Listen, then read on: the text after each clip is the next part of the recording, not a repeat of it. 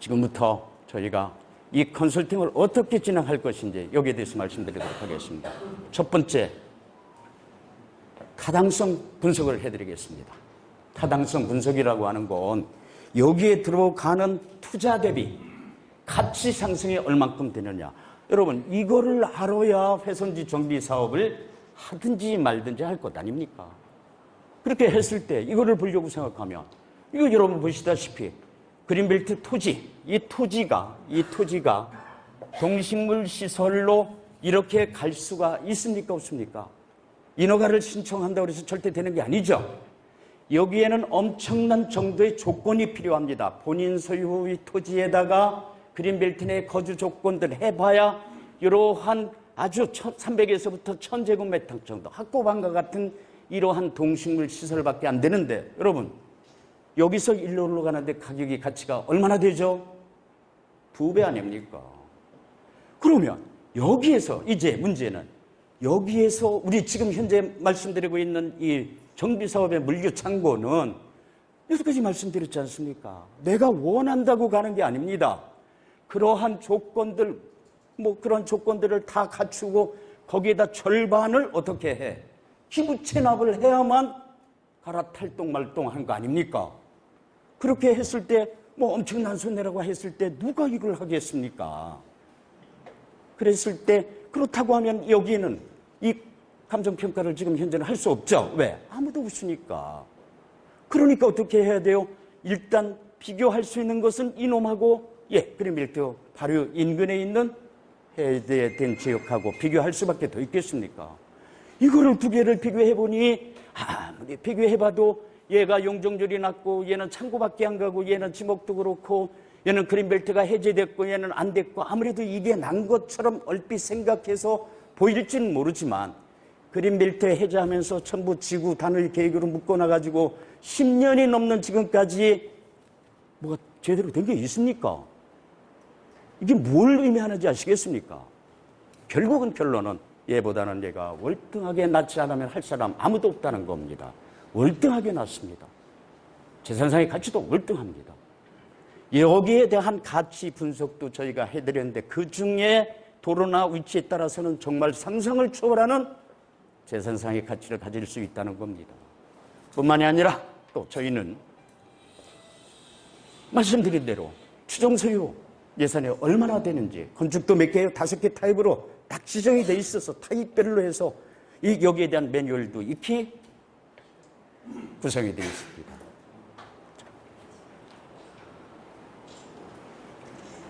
훼손지 정비사업은 개발사업입니다. 여러분 개발사업이 개발한다고 해서 돈이 된다고 생각하면 큰 오산이죠. 개발사업은요. 여기에서 말씀드린 규모가 웬만큼 크기 시작하면은 도시계획시설하고 밀접하게 연관이 되어 있고 여러분 집에 가서 보십시오. 개발 부담금 관리 기본법에 보면은요. 예를 들어서 산지면 산지 전용 부담금, 농지 전용 부담금, 목장 용지, 초지, 대체 초지 조성비, 기타 환경 부담금 무려 몇 개 있습니까? 95개의 부담금이 있는 겁니다. 이쪽에 웬만큼 규모면은 다 적용되는 겁니다. 그러고 나서 또 혹시 돈이 남으면 개발이익 환수법에서 개발 부담금으로 또 들어가는 겁니다. 그것뿐입니까? 지목 바뀌면 또 들어가는 거죠. 그렇게 해놔서 결국 남는 돈이 없어요. 여러분, 농지 전용 부담금 잘 아시죠? 목장 용지도 대체 초지 이 부담금 다 내야 되는 겁니다. 농지 전용 부담금이 얼마나 큰지 아시죠? 쉽게 얘기해서 공시지가세 30%입니다. 제곱미터당 5만 원까지예요. 16만 5천 원입니다. 평당. 1000평이면 1억 6,500원이에요. 이 부분을 우리 훼손지 정비 사업을 통해서 했을 때 경감이나 이거를 알아셔야 돼요. 이러한 부분들을 첨부하시고 이러한 전부 탈세를 하자는 게 아닙니다. 절세를 하자는 겁니다. 이걸 세테크라고 하는 겁니다. 자, 그렇습니다. 사업 3가지 방식 알고 있죠? 첫 번째 100%가 정량하는 도시시설 방식이 있고 두 번째 토지주 2분의 1 이상 면적 3분의 2의 환지 방식이 있고 세 번째 뭡니까? 토지 소유주 7명 이상이 모이는 조합 방식이 있습니다. 누가 뭐라고 하더라도 2번, 3번 아무리 좋다고 하더라도 1년 4개월 남은 종이는 환지 방식으로는 절대적으로 불가능합니다. 뭐밖에 안 돼요? 도시계획 시설 사업밖에 안 됩니다. 이렇게 사업을 진행해서 환지 방식이 더 좋을 수 있습니다. 이랬을 때 인허가를 그 다음에 설계 계획 변경을 해서 할 수밖에 없다는 겁니다. 그 다음에 너무 잘 알고 있는 거죠. 3,000제곱미터가 과연 몇 명이 충족을 할 수 있다고 보십니까? 95%, 96% 정도는 2명 이상의 토지주유가 연합해야 됩니다. 그랬을 때 보세요. 형제지간에도 이런 문제가 안 생기겠습니까? 이러한 많은 문제, 이해 타산 문제를 조율 누가 할 겁니까? 저희가 해드리겠다는 겁니다. 자, 그 다음에요. 토지가치, 여러분 이게 가장 중요한 문제예요. 어떤 문제입니까? 도로가 가장 문제예요. 축사나 온실은 2m 도로만 가능했지만 지금서부터 2,000제곱미터가 넘으면 이건 뭡니까? 연면적입니다. 6m 도로에 4m 도로를 접해야 되는 겁니다. 이게 가장 큰 문제입니다. 4차 산업혁명 시대에서 가장 큰 사업 중에 하나가 물류사업 시대입니다. 예를 들어서 물류창고가 300평하고 600평은 2개 이상의 차이라고 생각하면 큰 오산이죠. 10배 이상의 가치가 있는 겁니다. 이 재산의 가치를 저희가 조율을 해드리겠다는 얘기입니다. 그 다음에요. 토지, 특히 물류창고에 대한 많은 정보를 좀 드리겠습니다. 그리고 부동산의 패러다임이 지금 과거의 100년보다 오늘 하루가 더 많이 바뀌고 있습니다. 그랬을 때 저희는 아니 불자의 부동산이 아닌 부를 갖다 주는 부유할 불자의 동산이 돼야 되는 겁니다. 그러기 위해서 여기에 관계되어 있는 보유시의 세금, 수익, 일체의 것들을 철저하게 해야 되는데 이 세테크 없이는 완전히 속빈 강정입니다. 부동산에 대한 DNA, 한국인의 DNA, 땅은 절대로 거짓말 안 한다고 하는 이 개념부터 완전히 바뀌어야 됩니다. 여러분, 땅만큼 거짓말 시키는 거 없습니다.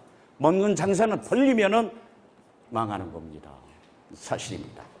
이렇게 했을 때 가장 이상적인 것이 바로 불을 갖다 주는 부동산, 보유시에 세금 적게 내고 정말 수익이 발생해야 이 땅을 살 사람들이 줄 서 있는 겁니다. 이렇게 했을 때 이렇게 아파트가 똑같은 그런 개념이죠. 자, 저희는 피해 업무 그리고 또 그 다음에 특히 돈 문제입니다. 정책 자금을 가지고 여러분들 업태 업종을 딱 보시면 업태는 바로 부동산이고 업종은 임대업입니다. 절대로 정책 자금 받을 수 없습니다.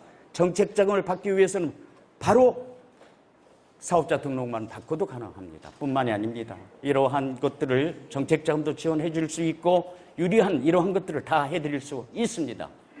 그리고 임대 관리나 시설물 관리, 일체의 모든 것들은 저희가 해드리는 겁니다. 끝으로 시간이 없기 때문에 제대로 말씀 못 드리겠지만 꼭 말씀드리고 싶은 게 있습니다.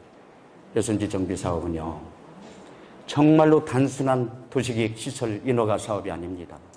정말로 토목건축 설계 감리 사업 더더욱 아닙니다. 4차 산업혁명은 물류산업 시대입니다. 30분 이내에 고객이 요구하는 물류를 배달하느냐 못하느냐 생사가 걸려있는 그러한 사업입니다. 저희는 서비스 인력 더 확대하고 PM뿐만이 아니라 융복합된 종합 서비스를 구현할 수 있습니다. 정말 말씀드리겠습니다. 저희가 할 수 있습니다. 정말 저희만이 할 수 있습니다. 여러분, 정말 저희 열과 성을 다해서 다 해왔습니다. 주어진 시간 동안에 할 말씀 너무 많지만 정말 말씀드리고 싶을 수 있는 것은 배선지 정비 사업 아무나 할 수 없습니다.